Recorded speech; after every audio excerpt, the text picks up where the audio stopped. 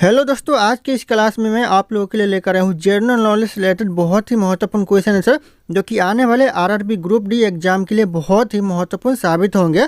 तो आप लोग इस वीडियो को ध्यानपूर्वक देखिएगा। दोस्तों, इस वीडियो का पहला क्वेश्चन है, प्राचीन भारतीय भौगोलिक मान्यता के अनुसार भारतवर्ष किस द्वीप का अंग था। दोस्तों, कौन से द्वीप का अंग था दोस्तों भारतवर्ष? तो हो जाएगा जम्बू द्वीप का अंग था। ध्यान रखिएगा, यह क्वेश्चन बार बार एग्जाम में रिपीट होते हैं, तो जम्बू द्वीप करेक्ट आंसर हो जाएगा। और अगर आप लोगों को इस वीडियो में एक भी क्वेश्चन का सही से उत्तर पता होगा तो सबसे पहले कमेंट करके जरूर बताइएगा। दोस्तों, अगला क्वेश्चन है, सर्वप्रथम इंडिया शब्द का प्रयोग भारत के लिए किस भाषा में किया गया था। मोस्ट इंपॉर्टेंट क्वेश्चन है दोस्तों कि सबसे पहले इंडिया शब्द का जो प्रयोग किया गया था कौन से भाषा में, तो हो जाएगा ग्रीक भाषा में किया गया था। ऑप्शन यहाँ पे बी ग्रीक भाषा करेक्ट आंसर हो जाएगा। अगला क्वेश्चन है, भारत का स्थलीय सीमा की लंबाई कितनी। जो भारत की जो स्थलीय सीमा की लंबाई है कितनी है, तो ये करेक्ट आंसर हो जाएगा 15,200 किलोमीटर है। ध्यान रखना, बहुत ही इंपॉर्टेंट सवाल है यह, 15,200 kilometre. Option D correct answer हो जाएंगे।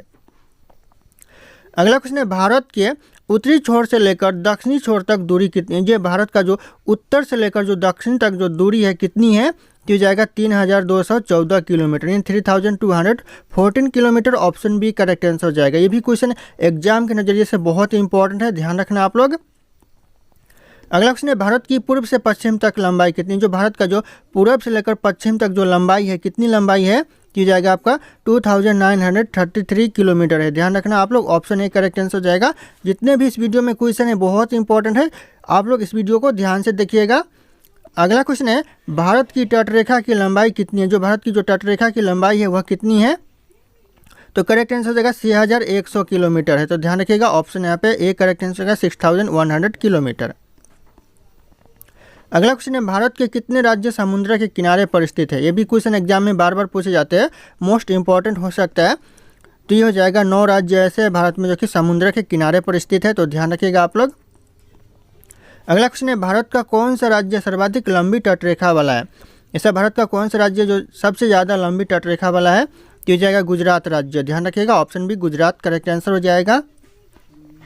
अगला क्वेश्चन है, कर्क रेखा भारत के निम्नलिखित राज्य में से नहीं गुजरती है। यानी जो कर्क रेखा है इन ऑप्शन में से ऐसा कौन सा राज्य है जहाँ से होकर नहीं गुजरता है, तो हो जाएगा उड़ीसा से होकर नहीं गुजरता है। बाकी यहाँ पे राजस्थान से होकर गुजरता है, झारखंड से गुजरता है और मिजोरम से भी गुजरता है। तो ध्यान रखिएगा, उड़ीसा ऐसा राज्य है जहाँ से होकर कर्क रेखा नहीं गुजरता है।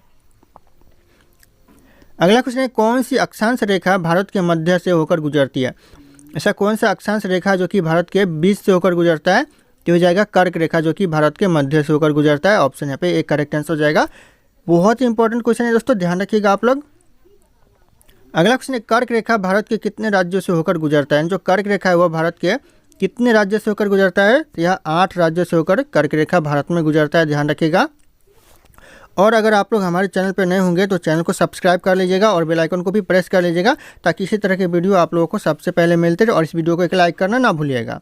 दोस्तों, अगला क्वेश्चन है, निम्नलिखित राज्य से होकर कर्क रेखा नहीं गुजरता है। दोस्तों, इन ऑप्शन में से दिया गया इनमें से कौन से राज्य ऐसा है जहां से होकर कर्क रेखा नहीं गुजरता है, तो हो जाएगा आपका उड़ीसा से होकर कर्क रेखा नहीं गुजरता है, ध्यान रखिएगा। और बाकी यहाँ पे गुजरात, राजस्थान और पश्चिम बंगाल से होकर कर्क रेखा गुजरता है, तो ध्यान रखिएगा आप लोग। दोस्तों, अगला क्वेश्चन है, भारत का वह कौन सा राज्य है जिससे होकर कर्क रेखा गुजरती है। कौन सा राज्य दोस्तों, तो हो जाएगा झारखंड राज्य ऐसा है जिससे होकर कर्क रेखा गुजरती है, तो ध्यान रखिएगा, ऑप्शन सी करेक्ट आंसर हो जाएगा। अगला क्वेश्चन है, भारत की मुख्य भूमि का दक्षिणी नोक क्या है। जो भारत की जो दक्षिणी मुख्य भूमि का जो दक्षिणी नोक है, ये हो जाएगा आपका केप कैमोरिन। ध्यान रखिएगा, Cape Comorin, option A correct answer हो जाएगा। अगला क्वेश्चन है, भारत में यानी भारत के दक्षिण में सबसे दूरस्थ स्थल कौन सा है। जो भारत के जो दक्षिण में सबसे दूर वाला स्थान है वह कौन सा स्थान है, तो हो जाएगा आपका इंदिरा पॉइंट। ध्यान रखिएगा, ऑप्शन यहाँ पे सी इंदिरा पॉइंट करेक्ट आंसर हो जाएगा।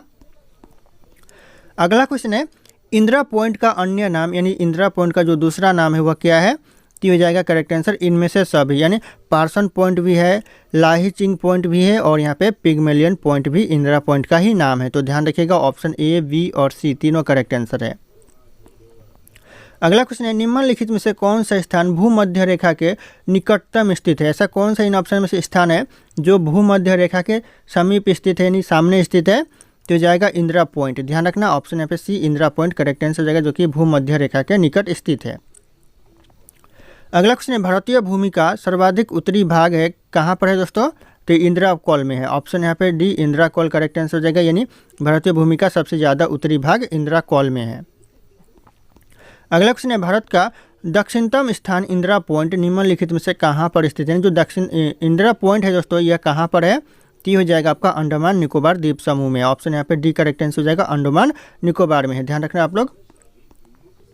अगला क्वेश्चन है, भारत की मुख्य भूमि को रामेश्वरम द्वीप से कौन अलग करता है? जो भारत का जो मुख्य भूमि है उसे रामेश्वरम द्वीप से अलग करता है, कौन करता है? तो हो जाएगा यहाँ पे पंबर चैनल करता है। ऑप्शन यहाँ पे बी पंबर चैनल करेक्ट आंसर हो जाएगा। ध्यान रखना आप लोग, पंबन। ध्यान रखना आप लोग। अगला क्वेश्चन है, आदम ब्रिज किन दो देशों के मध्य स्थित है? जो आदम ब्रिज है ये कौन से दो देशों के बीच में स्थित है? तो हो जाएगा यहाँ पे भारत और श्रीलंका के बीच यह आदम ब्रिज स्थित है। तो ध्यान रखना आप लोग, ऑप्शन यहाँ पे सी करेक्ट आंसर हो जाएगा। दोस्तों अगला क्वेश्चन है, निम्नलिखित में से कौन सा जलाशय अंडमान और निकोबार द्वीप समूह को अलग करता है? कौन सा जलाशय दोस्तों? तो हो जाएगा आपका 11 डिग्री चैनल। ऑप्शन यहाँ पे बी करेक्ट आंसर हो जाएगा, 11 डिग्री चैनल है जो कि अंडमान और निकोबार द्वीप समूह को अलग करता है। तो ध्यान रखिएगा, क्वेश्चन बहुत इंपॉर्टेंट है इस वीडियो में जितने भी क्वेश्चन है। अगला क्वेश्चन है, डंकन पास किसके बीच में स्थित है? जो डंकन पास है यह किसके बीच में है? तो ये करेक्ट आंसर हो जाएगा दक्षिणी अंडमान और छोटा अंडमान के बीच में। तो ऑप्शन यहाँ पे सी करेक्ट आंसर हो जाएगा। ध्यान रखिएगा, दक्षिण अंडमान एवं छोटा अंडमान।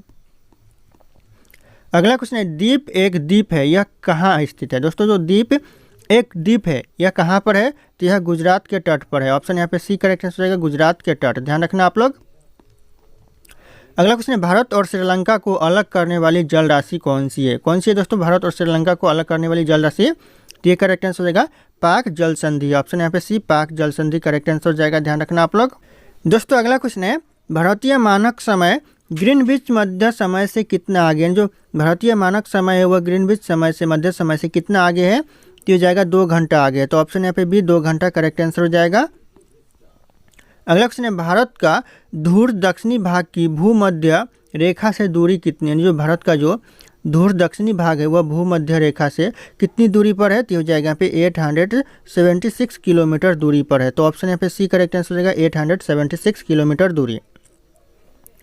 अगला क्वेश्चन है, भारत में अंडमान और निकोबार तथा द्वीप यानी लक्षद्वीप सहित मुख्य भूमि के समुद्र तट की कुल लंबाई कितनी? यानी यह अंडमान निकोबार और लक्षद्वीप सहित जो समुद्र तट की लंबाई है कितनी है? तो हो जाएगा 7516.6 किलोमीटर है। ध्यान रखिएगा, ऑप्शन यहाँ पे डी करेक्ट आंसर हो जाएगा।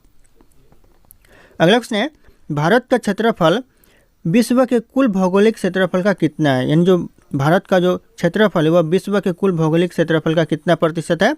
तो 2.4% है। ध्यान रखिएगा, ऑप्शन यहाँ पे बी करेक्ट आंसर होगा 2.4%।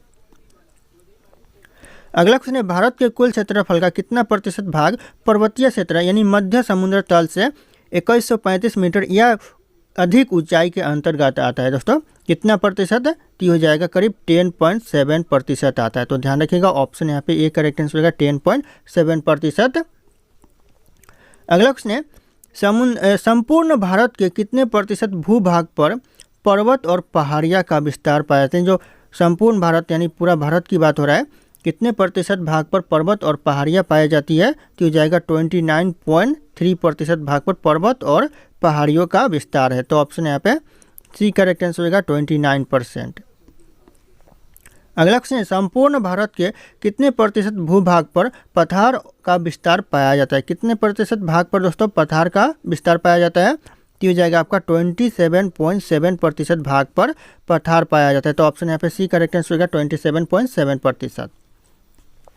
अगला क्वेश्चन है, संपूर्ण भारत के कितने प्रतिशत भूभाग पर मैदान का विस्तार पाया जाता है? यानी समतल मैदान का दोस्तों विस्तार पाया जाता है कितने भाग पर, कितने प्रतिशत? ये हो जाएगा आपका 43% भाग पर। ऑप्शन डी करेक्ट आंसर हो जाएगा 43। ध्यान रखना आप लोग।